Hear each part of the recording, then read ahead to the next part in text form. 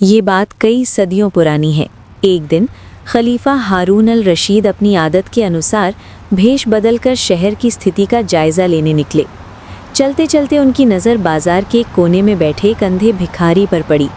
वो भिखारी बहुत बूढ़ा और कमज़ोर दिख रहा था और लोगों से भीख मांग रहा था, लेकिन उसकी भीख मांगने का तरीका बहुत अजीब था। जब भी कोई राहगीर उसे कुछ सिक्के देता तो भिखारी उनका हाथ पकड़ लेता और एक ऐसी मांग करता जो खलीफा ने पहले कभी नहीं सुनी थी। खलीफा ने देखा कि एक व्यक्ति ने भिखारी को एक दिरहम दिया। जैसे ही उसे सिक्का मिला, भिखारी ने उस व्यक्ति के कपड़े का कोना पकड़ लिया और विनती की, ए नेक इंसान, आपने मुझे दान दिया है, अब मुझ पर एक और एहसान कीजिए।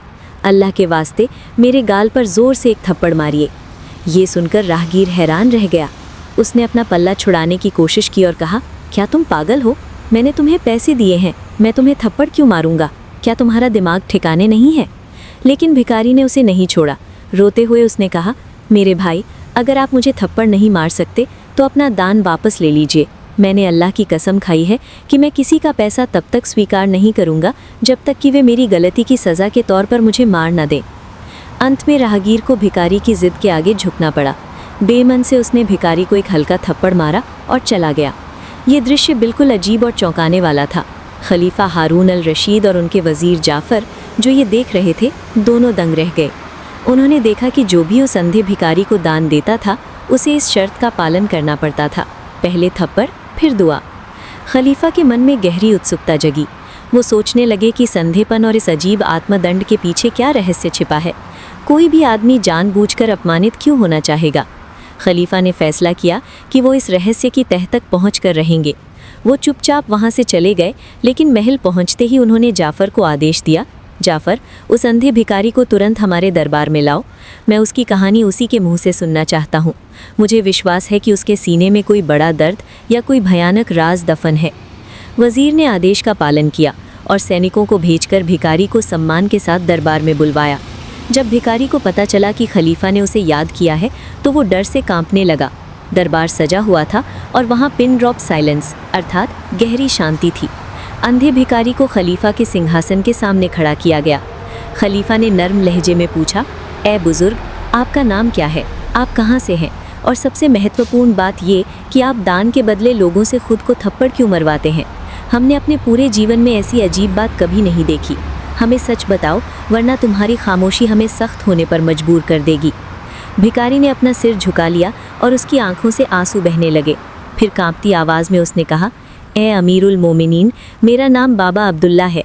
मैं हमेशा से अंधा और भिखारी नहीं था। एक समय था जब मैं आपकी तरह तो नहीं, लेकिन कम से कम एक राजा की तरह जीवन जीता था। मेरे पास 80 ऊँटों का काफिला था और मैं एक बहुत सफल व्यापारी था। लेकिन मेरी वर्तमान स्थिति बदकिस्मती का नतीजा नहीं, बल्कि मेरे अपने लालच और एक पाप का फल है। ये थप्पड़ उसी पाप की सज़ा है जो मैं खुद को देता हूँ। खलीफा ने हैरानी से पूछा, 80 ऊँटों के मालिक और आज एक दाने के लिए भिखारी? आखिर ऐसा क्या हुआ जिसने तुम्हें आसमान से ज़मीन पर पटक दिया? हमें अपनी पूरी कहानी विस्तार से सुनाओ। बाबा अब्दुल्ला ने एक लंबी आह भरी, जैसे अपने अतीत के पन्ने पलट रहे हों। उन्होंने कहा, जहाँपना, ये कहानी दर्दनाक है और एक गहरा सबक देती है। इसकी शुरुआत उस मनहूस दिन से होती है जब मैं अपने ऊँटों पर माल लादकर यात्रा कर रहा था। यात्रा की शुरुआत मेरे आका बाबा अब्दुल्ला ने शुरू किया। मैं अपने 80 ऊँटों के साथ रेगिस्तान की यात्रा कर रहा था। यात्रा की शुरुआत मेरे आका बाबा अब्दुल्ला ने शुरू किया। मैं अपने 80 ऊँटों के साथ रेगिस्तान की यात्रा कर रहा था। यात्रा की शुरुआत मेरे आका बाबा अब्दुल्ला ने शुरू किया। मैं अपने 80 ऊँटों के साथ रेगिस्तान की यात्रा कर रहा था। यात्रा की शुरुआत मेरे आका बाबा अब्दुल्ला ने शुरू किया। मैं अपने 80 ऊँटों के साथ रेगिस्तान की यात्रा बाबा अब्दुल्ला ने शुरू किया। मैं अपने 80 ऊँटों के साथ रेगिस्तान की यात्रा कर रहा था। यात्रा की शुरुआत मेरे आका बाबा अब्दुल्ला ने शुरू किया। मैं अपने 80 ऊँटों के साथ रेगिस्तान की यात्रा कर रहा था। यात्रा की शुरुआत मेरे आका बाबा अब्दुल्ला ने शुरू किया। मैं अपने 80 ऊँटों के साथ रेगिस्तान की यात्रा कर रहा था। यात्रा की शुरुआत मेरे आका बाबा अब्दुल्ला ने शुरू किया। मैं अपने 80 ऊँटों के साथ रेगिस्तान की यात्रा कर रहा था। यात्रा की शुरुआत मेरे आका बाबा अब्दुल्ला ने शुरू किया। मैं अपने 80 ऊँटों के साथ रेगिस्तान की यात्रा कर रहा था। यात्रा की शुरुआत मेरे आका बाबा अब्दुल्ला ने शुरू किया। मैं अपने 80 ऊँटों के साथ रेगिस्तान की यात्रा कर रहा था। यात्रा की शुरुआत मेरे आका बाबा अब्दुल्ला ने शुरू किया। मैं अपने 80 ऊँटों के साथ रेगिस्तान की यात्रा कर रहा था। यात्रा की शुरुआत मेरे आका बाबा अब्दुल्ला ने शुरू किया। मैं अपने 80 ऊँटों के साथ रेगिस्तान की यात्रा कर रहा था। यात्रा की शुरुआत मेरे आका बाबा अब्दुल्ला ने शुरू किया। मैं अपने 80 ऊँटों के साथ रेगिस्तान की यात्रा कर रहा था। मेरा व्यवसाय फल फूल रहा था और मुझे अपनी दौलत पर बहुत गर्व था। रास्ते में मेरी मुलाकात एक दरवेश से हुई। वो बहुत साधारण कपड़े पहने हुए था और एक चट्टान पर आराम कर रहा था। हमने एक दूसरे का अभिवादन किया और साथ में भोजन किया। बातचीत के दौरान दरवेश ने कुछ ऐसा कहा जिसने मेरे भीतर सोए हुए लालच को जगा दिया। दरवेश ने मुझसे कहा, ए अब्दुल्ला, क्या तुम सिर्फ इन ऊँटों और कुछ सिक्कों से इतने खुश हो? मैं इस रेगिस्तान में एक ऐसी जगह जानता हूँ जहाँ इतना ख़जाना है कि अगर तुम अपने सभी 80 ऊँटों को भी लाद लो तो भी ख़जाना कम नहीं होगा। वहाँ सोना, चांदी और हीरे ज़मीन के नीचे पहाड़ों की तरह छिपे हैं। ख़जाने के जिक्र मात्र से मेरी आंखों में चमक आ गई। मैंने उनसे कहा, ए खुदा के बंदे, अगर आप मुझे उस जगह ले चलें तो मैं वादा करता हूँ कि हम ख़जाने को बराबर बराबर बांट लेंगे। दरवेश मान गए। उन्होंने कहा, ठीक है अब्दुल्ला, मैं तुम्हें वहाँ ले चलूँगा, लेकिन शर्त यह है कि हम 80 ऊँटों पर ख़जाना ला देंगे और फिर ख़जाने वाले 40 ऊँट मेरे और 40 तुम्हारे। जहाँ पना उस समय मेरा लालच इतना बढ़ गया था कि मैं बिना सोचे समझे मान गया। मैंने सोचा कि 40 ऊँटों पर लदा सोना मुझे दुनिया का सबसे अमीर आदमी बना देगा। हमने अपना रास्ता बदला और रेगिस्तान के एक सुनसान हिस्से की ओर चल पड़े जहाँ मौत और दौलत दोनों हमारा इंतज़ार कर रहे थे। काफ़ी देर तक चलने के बाद हम 2 काले पहाड़ों के बीच एक संकड़ी और डरावनी गाठी में पहुँचे। वहाँ दरवेश ने लकड़ियाँ इकट्ठी की और आग में एक अजीब पाउडर डाल दिया। घना धुआं उठा और दरवेश ने कुछ मंत्र पढ़े। अचानक धरती हिलने लगी और पहाड़ फटने लगा। मेरी आंखों के सामने एक ऐसा नज़ारा था जिसने मेरी सांसें रोक दी। पहाड़ के अंदर कोई गुफा नहीं बल्कि सोने का महल था। सोने के सिक्के, हीरे और पन्ने हर जगह बिखरे हुए थे। यही मेरी तबाही की शुरुआत थी। लालच का चक्रव्यूह। जहाँ पना उस पहाड़ के अंदर इतना सोना और जवाहरात थे कि मैं अपना आपा खो बैठा। मेरे दिल में लालच का तूफान उठ खड़ा हुआ। हम दोनों पागलों की तरह बोरे में सोने के सिक्के और कीमती पत्थर भरने लगे। मैंने अपने 80 ऊँटों पर इतना लाद दिया कि वे मुश्किल से खड़े हो पा रहे थे। अगर बस चलता तो मैं पूरा पहाड़ अपने साथ ले जाता, लेकिन ऊँटों की भी एक सीमा होती है। जब हम सब कुछ बाहर ले आए तो मैंने देखा कि दरवेश ने एक छोटे से कोने से लकड़ी की एक बहुत ही साधारण डिबिया उठाई और अपनी जेब में रख ली। मुझे आश्चर्य हुआ, इतने बेशकीमती ख़जाने को छोड़कर वो ये मामूली डिबिया क्यों ले रहे हैं? लेकिन मेरा ध्यान केवल सोने पर था, इसलिए मैंने इसे नज़रअंदाज किया। फिर हम गुफा से बाहर निकले और दरवेश ने फिर से मंत्र पढ़े और आग में पाउडर डाल दिया। पहाड़ वापस जुड़ गया और ख़जाना हमेशा के लिए छिप गया। अब हमारे सामने 80 लदे हुए ऊँट खड़े थे। वादे के मुताबिक हमने उन्हें बांट लिया, 40 मेरे लिए, 40 उनके लिए। हमने गले मिलकर विदा ली। दरवेश अपने रास्ते चल दिए और मैं अपने। लेकिन आका, मैं जितना दूर जाता मेरे अंदर का शैतान उतना ही जागता जाता। मैंने सोचा, ये दरवेश एक साधारण आदमी है, इसे इतनी दौलत की क्या ज़रूरत? वो तो जंगल में भी खुश रह सकता है। मैं एक व्यापारी हूँ, इन चीज़ों का मालिक मुझे होना चाहिए। शैतान ने मेरे कान में फुसफुसाया कि 40 ऊँटों का ख़जाना एक फ़कीर पर बर्बाद हो जाएगा। जैसे ही दरवेश खाली हाथ जाने लगे, मेरी नज़र उनकी जेब पर पड़ी। मुझे वो छोटी लकड़ी की डिबिया याद आ गई। मुझे शक हुआ कि उस डिबिया में ज़रूर इस तमाम ख़जाने से ज़्यादा कीमती कुछ होगा। मैंने उन्हें फिर रोका और कहा, ए दरवेश, आपने मुझे सारे ऊँट दे दिए, आपकी दया का कोई मुकाबला नहीं है, लेकिन आप उस खाली डिबिया का क्या करेंगे? वो भी मुझे दे दीजिए ताकि आप पूरी तरह आज़ाद हो सके। दरवेश ने कहा, अब्दुल्ला, अब रुक जाओ, मैंने तुम्हें सब कुछ दे दिया, लेकिन ये डिबिया मत मांगो, ये तुम्हारे किसी काम की नहीं है और इसमें एक ख़तरा छिपा है। लेकिन मैंने एक न सुनी, मैं अड़ा रहा। आखिरकार तंग आकर उन्होंने वो मुझे थमा दी। मैंने उसे जल्दी से खोला। उसके अंदर एक तरह का सुरमा था। मैंने हैरानी से पूछा, सिर्फ सुरमा? आपने इसके लिए इतना हंगामा किया, इसमें ख़ास क्या है? दरवेश ने गंभीरता से जवाब दिया, अब्दुल्ला, ये कोई साधारण सुरमा नहीं है, ये जिन्नों का सुरमा है। अगर इसे बाईं आँख में लगाया जाए तो इंसान ज़मीन के नीचे छिपे तमाम ख़जाने देख सकता है, लेकिन अगर गलती से इसे दाईं आँख में लगा लिया जाए तो इंसान हमेशा के लिए अंधा हो जाता है। खजाने की बात सुनकर मैं पागल हो गया। मैंने सोचा अगर मैं इसका इस्तेमाल करूं तो मैं दुनिया के सारे खजाने ढूंढ सकता हूं। ये 80 ऊँट तो कुछ भी नहीं होंगे। मैंने उनसे कहा, ऐ नेक इंसान, इसे मेरी बाईं आंख में आप खुद लगा दें ताकि मैं इसका जादू देख सकूं। दरवेश ने समझाने की कोशिश की कि लालच का बुरा अंत होता है, लेकिन मैं दौलत की चमक में अंधा हो चुका था। उन्होंने बेमन से उसे मेरी बाईं आंख में लगा दिया। मेरे आका, जैसे ही वो लगा, एक नई दुनिया खुल गई। मैं रेगिस्तान की रेत के नीचे दबे सोने के ढेर देख पा रहा था।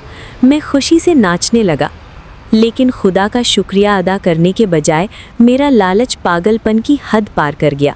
मेरे दिमाग में एक शैतानी ख्याल आया, अगर मैं एक आंख से इतना कुछ देख सकता हूँ तो क्या होगा अगर मैं इसे दूसरी आंख में भी लगा लूँ। मैं शायद इन खजानों पर राज कर सकूँगा। मैंने दरवेश से कहा, इसे मेरी दाईं आंख में भी लगा दीजिए। दरवेश चिल्ला उठे, अब्दुल्ला, खुदा से डरो। क्या तुम भूल गए जो मैंने कहा था, तुम हमेशा के लिए अंधे हो जाओगे। लेकिन मुझे लगा कि वो झूठ बोल रहे हैं। मुझे लगा कि वो नहीं चाहते कि पूरी शक्ति मेरे पास आए। मैंने गुस्से में कहा, आप मुझसे जलते हैं, मुझे आपकी सलाह की ज़रूरत नहीं है, बस इसे लगा दीजिए। अगर आप नहीं लगाएंगे तो मैं ताकत का इस्तेमाल करूँगा। अंत में दरवेश ने मायूसी से कहा, ठीक है अब्दुल्ला, अगर तुम्हारी किस्मत में यही लिखा है तो अपने कर्मों का फल भुगतो। उन्होंने सुरमा लिया और मेरी दाईं आंख में लगा दिया। मेरे आका, जैसे ही वो लगा, एक नई दुनिया खुल गई। मैं रेगिस्तान की रेत के नीचे दबे सोने के ढेर देख पा रहा था। मैं खुशी से नाचने लगा, लेकिन खुदा का शुक्रिया अदा करने के बजाय मेरा लालच पागलपन की हद पार कर गया। मेरे दिमाग में एक शैतानी ख्याल आया, अगर मैं एक आंख से इतना कुछ देख सकता हूँ तो क्या होगा अगर मैं इसे दूसरी आंख में भी लगा लूँ। मैं शायद इन खजानों पर राज कर सकूँगा। मैंने दरवेश से कहा, इसे मेरी दाईं आंख में भी लगा दीजिए। दरवेश चिल्ला उठे, अब्दुल्ला, खुदा से डरो। क्या तुम भूल गए जो मैंने कहा था, तुम हमेशा के लिए अंधे हो जाओगे। लेकिन मुझे लगा कि वो झूठ बोल रहे हैं। मुझे लगा कि वो नहीं चाहते कि पूरी शक्ति मेरे पास आए। मैंने गुस्से में कहा, आप मुझसे जलते हैं, मुझे आपकी सलाह की ज़रूरत नहीं है, बस इसे लगा दीजिए। अगर आप नहीं लगाएंगे तो मैं ताकत का इस्तेमाल करूँगा। अंत में दरवेश ने मायूसी से कहा, ठीक है अब्दुल्ला, अगर तुम्हारी किस्मत में यही लिखा है तो अपने कर्मों का फल भुगतो कि पूरी शक्ति मेरे पास आए। मैंने गुस्से में कहा, आप मुझसे जलते हैं, मुझे आपकी सलाह की ज़रूरत नहीं है, बस इसे लगा दीजिए। अगर आप नहीं लगाएंगे तो मैं ताकत का इस्तेमाल करूँगा। अंत में दरवेश ने मायूसी से कहा, ठीक है अब्दुल्ला, अगर तुम्हारी किस्मत में यही लिखा है तो अपने कर्मों का फल भुगतो। उन्होंने सुरमा लिया और मेरी दाईं आंख में लगा दिया। उसी क्षण जहाँ पन्हा गहरा अंधेरा छा गया। वो खजाना, वो रेगिस्तान, वे ऊँट, वो रोशनी, सब कुछ गायब हो गया। ऐसा लगा जैसे किसी ने हमेशा के लिए मेरी आंखों का दिया बुझा दिया हो। मैं चीखा, दरवेश, क्या हुआ, मैं अंधा हो गया हूँ। दरवेश ने अफसोस भरी आवाज़ में कहा, मैंने तुम्हें चेतावनी दी थी, लेकिन तुम्हारे लालच ने तुम्हें अंधा कर दिया है। मैं ज़मीन पर गिर पड़ा और फूट फूट कर रोने लगा। मैंने उनसे भीख मांगी, सब कुछ वापस ले लो, बस मेरी आंखों की रोशनी लौटा दो। लेकिन दरवेश ने अपना हाथ छुड़ा लिया और सख्ती से कहा, अब्दुल्ला, अब बहुत देर हो चुकी है। ये अंधापन तुम्हारे शरीर का नहीं बल्कि तुम्हारे लालच का है। दुनिया की कोई भी दौलत अब तुम्हारी रोशनी वापस नहीं ला सकती। फिर सबसे भयानक परिणाम सामने आया। दरवेश ने उन सभी 80 ऊँटों की रस्सियाँ पकड़ी और उन्हें लेकर चले गए। जो कुछ मैंने इकट्ठा किया था वो सब चला गया। मैं तपते रेगिस्तान की रेत में अकेला, अंधा और बेसहारा रह गया। मैं चिल्लाया, लेकिन वहाँ सिर्फ खामोशी थी। मैं कई दिनों तक भटकता रहा, भूख और प्यास से लगभग मर ही गया था। आखिरकार एक गुजरते हुए काफिले ने मुझे ढूंढा और यहाँ ले आए। मुझे एहसास हुआ कि मेरे पास भीख मांगने के अलावा कोई चारा नहीं है, लेकिन मेरा ज़मीर मुझे कोसता रहा। मैंने कसम खाई कि जब भी मैं दान लूँगा मैं एक थप्पड़ मांगूंगा, ताकि मुझे याद रहे कि ये सज़ा मेरे अपने हाथों का काम है। ये थप्पड़ मेरे गाल पर नहीं बल्कि मेरे लालच पर है। खलीफा का फैसला। बाबा अब्दुल्ला दरबार में सुबकने लगे। यही मेरी कहानी है अमीरुल मोमिनीन। मैं एक अभागा व्यापारी हूँ जिसने अपनी कब्र खुद खो दी है। मुझे लोगों का पैसा नहीं चाहिए, मैं अपनी गलती की सज़ा चाहता हूँ ताकि अल्लाह मुझे आखिरत में माफ़ कर दे। खलीफा हारून अल रशीद दंग रह गए। दरबार में मौजूद हर शख्स की आंखों में आंसू थे। खलीफा ने आह भरी और धीरे से कहा, निस्संदेह लालच विनाशकारी है। अब्दुल्ला, तुम्हारी कहानी 1000 उपदेशों से बड़ी है। तुमने बहुत बड़ी गलती की, लेकिन तुम्हारा पछतावा सच्चा है। फिर उन्होंने वज़ीर जाफ़र को आदेश दिया, जाफ़र, महल के पिछले हिस्से में बाबा अब्दुल्ला के लिए एक शांत कमरे का इंतज़ाम करो। उनकी सभी ज़रूरतें, भोजन, कपड़े, दवा शाही ख़जाने से पूरी की जाएंगी। आज से वो भीख मांगने की ज़िल्लत से आज़ाद है। खलीफा ने बाबा अब्दुल्ला का हाथ थामा और आदेश दिया, ए बुज़ुर्ग, अब आपको खुद को थप्पड़ नहीं मरवाना पड़ेगा। आपने अपनी सज़ा से कहीं ज़्यादा दुख दह लिया। अपना बाकी जीवन हमारे महल में बिताएं। दरबार में आने वाला हर मेहमान, सैनिक और युवा आपकी सच्ची कहानी सुनेगा, ताकि कोई और अब्दुल्ला लालच के गड्ढे में ना गिरे। आपके मुंह से निकला हर शब्द बगदाद के लोगों के लिए सबसे बड़ा सबक होगा। उसके बाद से बाबा अब्दुल्ला महल के एक साफ सुथरे आंगन में रहने लगे। सुबह से शाम तक लोग उनके पास आते थे। युवा व्यापारी, नए अमीर और जिज्ञासु छात्र उस अंधे बुजुर्ग के चारों ओर बैठ जाते थे और वो अपनी कांपती लेकिन सुरीली आवाज़ में अपनी कहानी सुनाते थे। मेरे बच्चों, 80 ऊँटों का मालिक होने के बावजूद मैं सब कुछ चाहता था और मैंने सब कुछ खो दिया। अल्लाह ने जो दिया है उसी में सुकून है। लालच की आँख कभी नहीं भरती, और जो आँख लालच से भर जाती है वो एक दिन अपनी रोशनी खो देती है। अंत में वही जीतता है जो खुदा की दी हुई नेमतों पर शुक्रगुजार होना सीख जाता है।